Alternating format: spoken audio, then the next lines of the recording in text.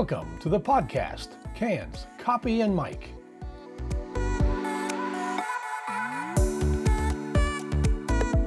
A place to listen in as successful people talk about their lives, their professions, and the happiness they get from both. Cans, Copy, and Mike visits with people like you, everyday folks that found success in business or do interesting and exciting things. Doers, people that accomplish things. Today, I'm talking with Penn State history professor Greg Eghigian. Greg is an enthusiastic speaker in the classroom, which makes him popular with students. I should know. My daughter Carson Marie took one of his classes and loved how entertaining he was as a speaker. In fact, she suggested I talk to him for my show. I wanted to know what's so unique about a history professor. She told me that Greg was also into the study of UFOs and possible alien life. Carson was right. Professor Eghigian is a good subject for Cans, Copy, and Mike. He sat down with me on campus inside the hub, and we talked about his interest in teaching. And also UFOs. Put on your space cans, 'cause here we go.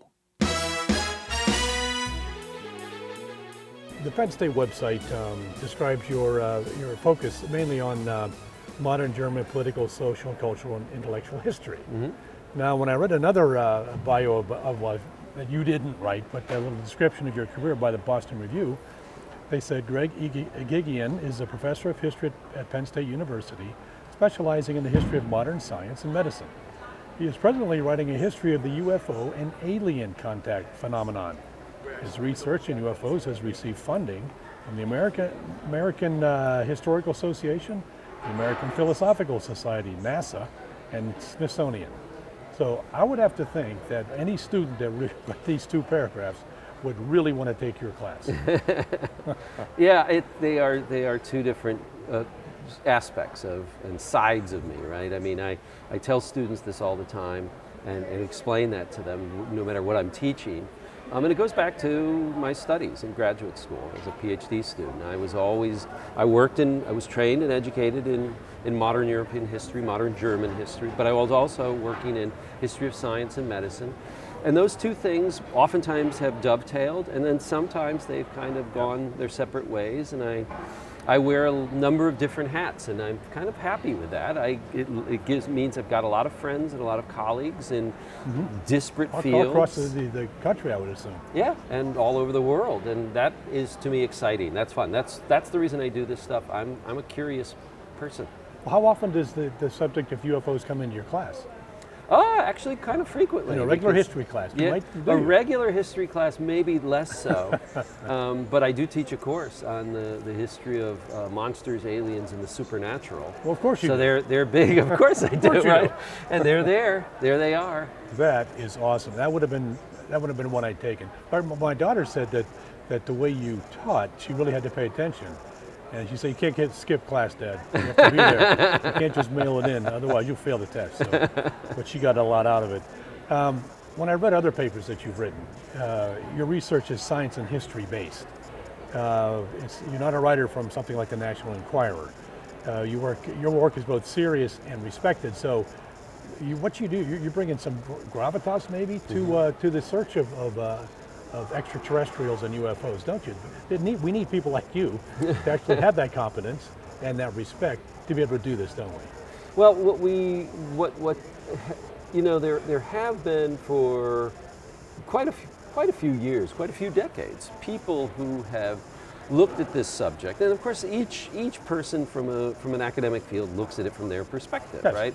So there have been people come from a background in psychology who've looked at this phenomenon, wondered about, to what extent memory operate, how does memory operate, cognitive and intellectual processing of information, especially in perception, situations, things like that. You've had anthropologists who've looked at this phenomenon, trying to connect it to, and sociologists who've been very interested in the communities who have come to sort of form around a common interest in these things. You've had folklorists who've looked at the way in which movies, legends, and movies. You've got cultural critics. You've got religious studies people, because of course this stuff has bred the growth of Transcend, different religious communities. So you've got all these people who've been involved in that. What's been lacking for a long time, and very long time, have been academic historians who've gotten into it. And that's kind of where I felt like, hey, the time was ripe for one of my type to dive into the deep end. Oh, exactly. The real study of UFOs probably goes back to the 1940s. Now, there was a pilot by the name of Kenneth Arnold, who was flying in the Pacific Northwest near Mount Rainier, and he saw a formation of bright lights. And you can correct me if I'm wrong, and I'm sure you know about it, but a collection of bright lights, 9 of them, I believe, and they moved in some synchronous fashion very quickly, in such a way that no aircraft that we had could even come close to that. And somehow he estimated that they, by some calculation, that they might have been flying as fast as 1,700 miles per hour. Can you talk about that? What do you know about that? Yeah, so Kenneth Arnold was out there one afternoon. He was there because there had been a freight plane, cargo plane that had crashed, and there was a reward for anybody who found it. So he was in his private plane circling around that area when he saw these things. And the interesting thing is what he described seeing was this formation of things that he later described as really looking bat-shaped. He never utters the term flying saucer. He just later on, when he talks to the press, he says, well, they moved like a saucer might if you skipped it across water. And then a very enterprising journalist found a headline, flying saucers. And so it quickly became a meme, right? Flying saucer. Within 6 weeks, 90% of the American population knew the term. It's a great headline, absolutely. This fellow was interviewed by Edward R. Murrow. So that not only was he, everybody followed Edward R. Murrow, but that would give it some credence, wouldn't it? Oh, certainly. And I mean, you know, the two things that gave this stuff credence in the early years was the fact that, yes, newspapers and then very soon after magazines, including glossies like Life magazine, started covering this stuff, started taking it seriously enough to not only talk to witnesses, sometimes featuring what seemed to be photographs of these things, but then also asking the opinion of, you know, astronomers and engineers and people like that. And then on the other hand, you had this recognition that the Air Force was investigating this stuff. They were looking into this stuff. And that in and of itself seemed to be something that at least communicated that there was some legitimacy to wondering about these things. Now, the thing that remained an open question from the beginning was, what are they? If these are objects and not just figments of people's imagination, hoaxes, or just odd meteorological events, then, and if these are objects, whose are they? Are there pilots to these things, right? Where do they come from? That becomes the kind of course, central defining question that preoccupies everybody's attention for so long. Well, just think about Hollywood over the last 25 years with Star Trek and Star Wars and all these different movies that came out. There's fuel there too to put on that fire to keep people interested in this phenomenon, isn't well, and what the real fuel, I think, was clearly the Cold War. And to some extent, even the legacy of World War II. I mean, you got to remember that we're talking, you know, this all takes place just a few years after the war. And people, particularly in places like Europe, have very, very vivid recollections of air raid bombing. Everybody knew the news and had seen the images about the carnage that happened in the wake of the bombings of Hiroshima and Nagasaki with atomic bombs. People were aware that all sorts of that the superpowers had the capacity for these kinds of super weapons and super technologies. To make it real, And make it real. And that we didn't know about them until the minute they kind of entered the scene and they became public or somebody witnessed something. And so it was not a far reach for people to sit there and to say, you know, this stuff's going on, this stuff is really possible, and there's a very darn good chance it's ours or it's them's. You know, it's the Soviets. That's rational thinking. Yeah. So let's go back to your teaching for 1 second. The class that you mentioned with the aliens. Tell me, give me the name of that again, and then tell me what that class is all about. So it's called The History of Monsters, Aliens, and the Supernatural. And what we do in there is it basically starts with the ancient world, and we focus mostly on the Western world, and we start with ancient sort of myths and lore about monsters with the ancient Greeks, and even before that, in some cases, some of the tales and what we know of ancient Mesopotamia, and about things like demons and demigods of various kinds.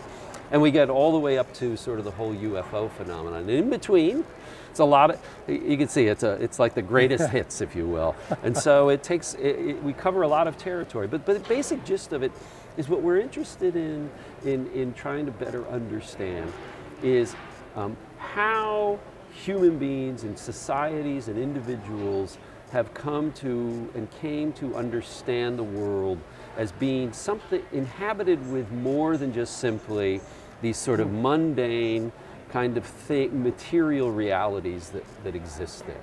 That there are other planes of existence, that there are other kind of wonders and amazements and miraculous things that occupy this temporal space that we're in. And that becomes part of the narrative of how people navigate their lives and think about the possibilities of what life might be there. Yes. Yeah. I did a shoot in Roswell, New Mexico some years ago, and it was pretty interesting. But we saw every place we went, the gas stations and the convenience stores would have these little green men, the aliens. And we drove by Area 51, by the gates of Area 51, and there were several of them. And all I really saw was keep out signs, and there was no activity at all there. What do you know about Area 51? Yeah, Area 51 has been an Air Force base that has always been shrouded in secrecy. Highly classified, experimental work, a lot of famous airplanes, military airplanes have been sort of developed and tested there, so it was a testing ground for a lot of stuff. And there out in the desert, it has, it's not a surprise that these places these kinds of bases were set out in deserts. Nobody was there, yes. More isolated. And it is a place, as you know, that is has a high level of security. Yes. You do not want to get even close to the place. You don't want to get flying over the place. And that secrecy, combined with this idea of it being high tech, scientific and technical and engineering innovation is going on there for military purposes. All of that has helped people not only be curious, but it's one of those things that has helped fuel kind of conspiracy theories. Suspicious too, then, yes. Yeah. So one of the things I think that drives interest in UFOs and aliens is Hollywood, and also novelists and regular television shows. So what do you think about their input to this? Is it something that's just hysteria, or is it kind of fun? Well, it can be all of the above, right? I mean, no, there's no question that people, when it comes to the UFO phenomenon, people have been affected by the way in which popular culture talks about this stuff, covers this stuff, the images that are sort of seared into our brains by the things that we see. But the interesting thing to my mind in many ways is the way in which Hollywood is affected, in fact, by the UFO phenomenon. It takes its cues from the UFO phenomenon, and then sometimes it works against it. So one of the interesting things is think about the 1950s films, right? So many of the 1950s films about aliens are about these nasty, mean, cruel aliens who invade and gonna take over. The interesting thing is when people who in the 1950s who had become quite sort of famous for saying, I actually saw and met the aliens. By and large, those people they referred to at the time as the contactees told stories that almost to a person was about very benevolent and kind and generous aliens. Very nice, not mean, not here to invade us, just the opposite. They're here to help us. They're here to save us from ourselves. And they keep warning people. They say, you know, you're about to kill yourselves with all this atomic energy you're using. It's all the scary things. Yeah. So film and what was out there in actually the UFO world, they were at cross purposes. A similar thing happens when you go to the 1970s in Steven Spielberg's Close Encounters of the Third Kind. By then we started hearing about we were beginning to hear stories about nasty aliens emerge from people who said they'd seen them or witnessed them. But Stephen, if you remember that film, the aliens are super nice. And then of course you get E.T. E.T.'s the cutest. He's a cutie. Guy. So there too, there's another version where Hollywood sort of moved in the opposite direction. Well, if you look at Star Wars too, there were people, human-like people. Yeah. They're the actual humans or who they're fighting. So that kind of put us into that region too, didn't it? Yeah, exactly. I would like you to describe a conference you might go with or go to with other men and women like yourself that are educated and doing some research. What's it like to go to one of these conferences? An academic conference? Yeah, about UFOs and aliens. I assume you've gone to one.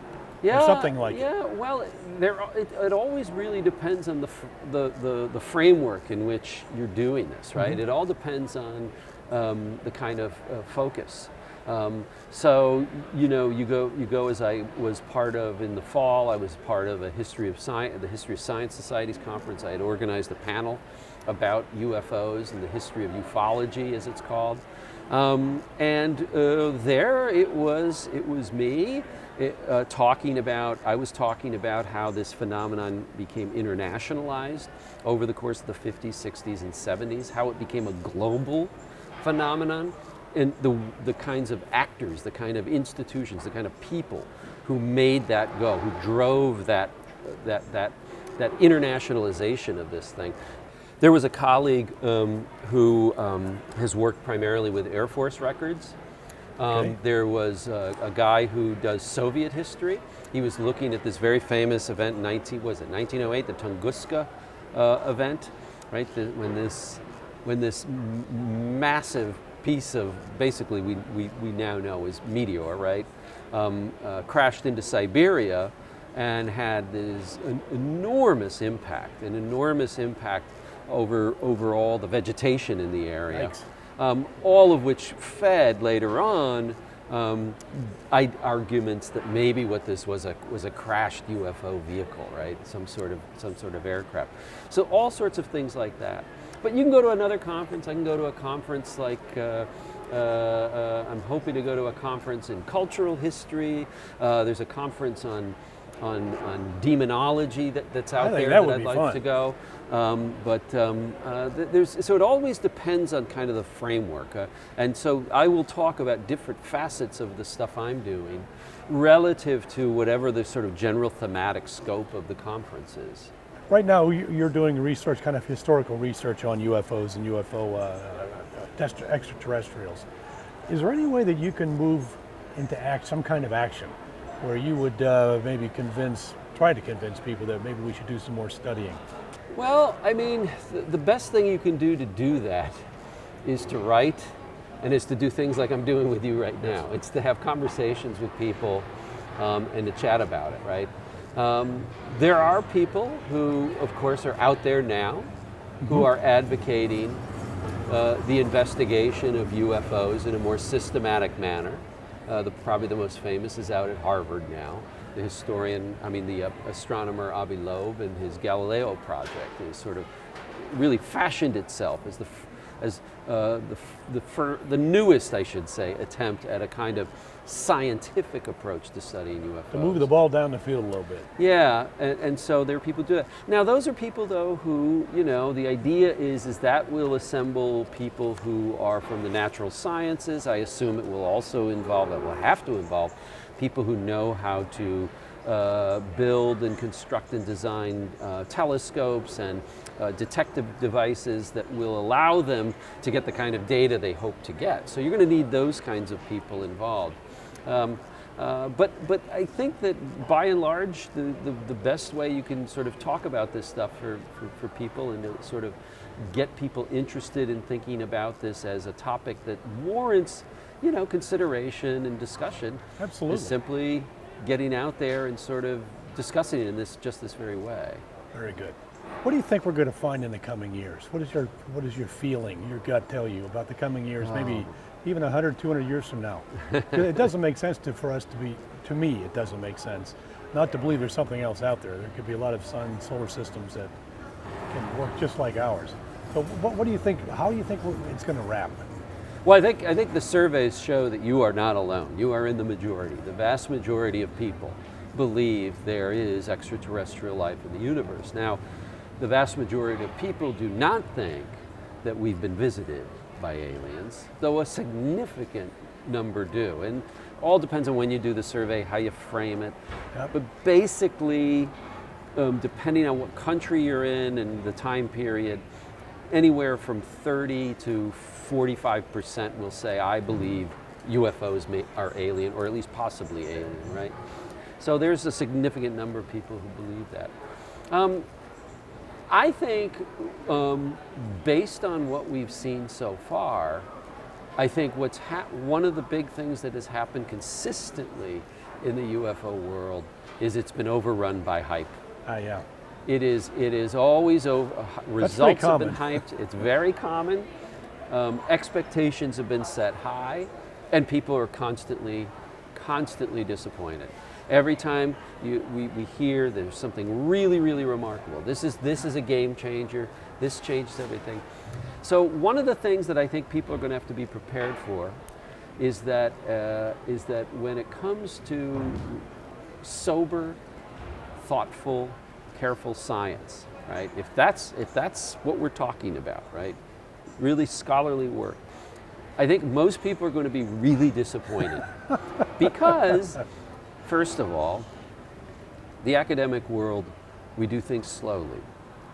We're not supposed to get overly excited. We're not supposed to oversell. The idea is, okay, that's interesting. Let's see, let's ask some more questions. So first of all, on our part, we're going to take things slowly. And then the second thing is we are used to qualifying everything we say. There was a very famous guy in the 60s, as he put it, I wish I could get the words exactly right. He said, you know what, if we ever did find something, the answer would likely not be that the public announcement wouldn't be yes. It would be maybe, but that's what you're going to get out of us. So I'm a maybe but person. Well, I can say that. And I think that whatever comes down the pike, we are going to find a lot of people who are going to try to get on that and ride that really fast and say, that's it, we've got the proof. You're going to have debunkers, and then you're going to have people like me and some other academics, let's say just let's take a breath, let's slow down. Do things right. Let's do it right. And so I think that's what we're going to see, at least at a sort of social level. So things will progress, and you believe that one day ET will actually land on the Earth? I don't know if I believe that, but even some of the great famous skeptics of the world, like Carl Sagan, said, I've never said it can never happen. He's just saying, It's the thing about the word never. Never. It never occurs. Yeah. Can you describe the perfect student for your aliens class? The perfect student? Oh boy, the perfect student. The perfect student for me in that class, but just about any class, is I'm just interested in people who are curious. Exactly. People who are really, really curious and really eager to sort of see things in unexpected ways. To me, when I feel like I've had the best teaching experience or I've accomplished the most, is I'm not the one who invented this phrasing, but I firmly believe it. Is my job is to familiarize the unfamiliar and to defamiliarize the familiar. There you go. It is if you're set and you're set in your ways and you think things are a certain way, and then I upset that apple cart a little, that's cool. But also to take something where you're like, I don't get that. That how could anybody think or see things that way? And then I help you Some enlightenment. appreciate it. Yes. That to me is the art of history. So you like teaching. You like teaching at Penn State. Oh yeah, absolutely, absolutely. What is your philosophy? Or you gave some of your philosophy of teaching. What about in a regular class on how to motivate young people today? The key thing is enthusiasm. It's number one, absolutely number one. Almost everything else is secondary or tertiary. It is infectious. It is passion. It is do you like and love what you're doing? I think the thing that people strive and that sometimes has been lacking. I remember some of my college professors who, we all thought they were boring some good, or some something. bad, yeah. But I think what we mean by boring is they never sort of demonstrated what it is that's exciting. Why are you doing what you're doing? What I was saying. What's exciting about that? Yeah, don't just phone it in. So that kind of thing is and so probably the number one thing I try to do, and it doesn't always work, and I'm sure there are times I'm up there getting all excited about stuff and somebody's like, what is wrong with this guy? But that's okay. But it is to point out that through this learning, through digging, and through thinking about these things and holding up a phenomenon or an object and turning it around in 5 different ways to look at it from different angles, that you see things and you go, man, that's wild, or that's weird, or that's crazy, or that's funny. Yeah, that's what it is. That's what college should be. Yeah. College should be all about that. Yep. But I think one other thing that helps you with your students, your classroom, and I got this off rateyourprofessor.com or something like that, is that several of the young women said you look like George Clooney. That's very generous of people. Yeah. I have a face for podcasts. There you go. So do I. Well, I want to thank you so much for doing this with me, and Sure. I really enjoyed it. And hope you had a good experience here on this podcast. Yeah, thanks very much. I appreciate it.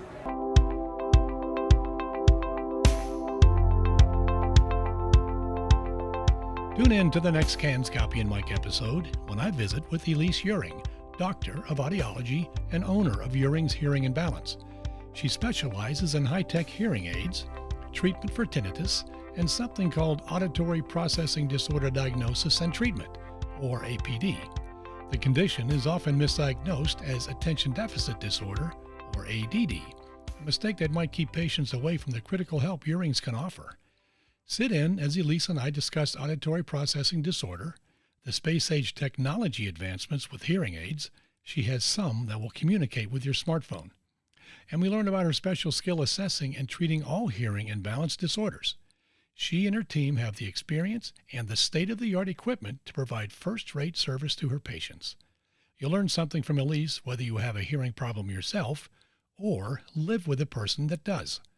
Join us for the next Can's Copy and Mike podcast and meet Elise Uring, Doctor of Audiology. And don't forget to log on to my website, canscopymike.com, where you can see pictures of my guests and a few shots of them at work or play. And if you have a suggestion for a unique guest I can feature on my podcast, send me a note on the website and I'll contact them. And if you have a suggestion for a unique guest I can feature on my podcast, send me a note on the website and their contact information. The more odd, interesting, or novel they are, the better the chance I'll contact them. Till next time.